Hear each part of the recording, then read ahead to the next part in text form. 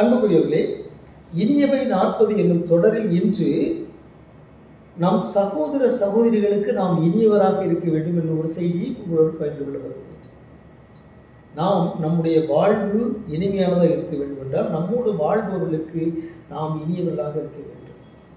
விவிலியத்தில் ஒரு செய்தியை பார்க்கின்றோம். எஸ்தர் 10:3 மொர்தெகாய் என்பவர் பற்றி சொல்லப்பட்டிருக்கிறது.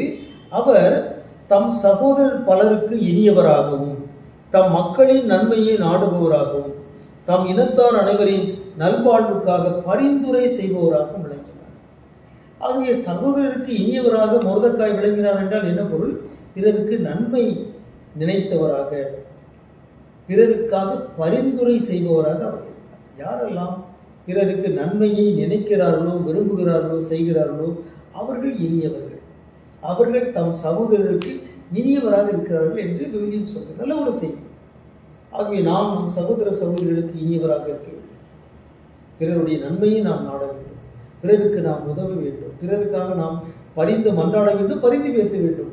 அப்பொழுது நாம் நம் சகோதர சகோதரிகளுக்கு இனியவராக மாறுவோம். நாம் தன்னலம் நிறைந்தவர்களாக வாழாமல் பிறர் நலம் மிக்கவர்களாக இருக்கின்ற பொழுது நாம் இனியவர்களாக நம் சகோதர சகோதரிகளுக்கு இனியவர்களாக மாறுகிறோம். ஆமென்.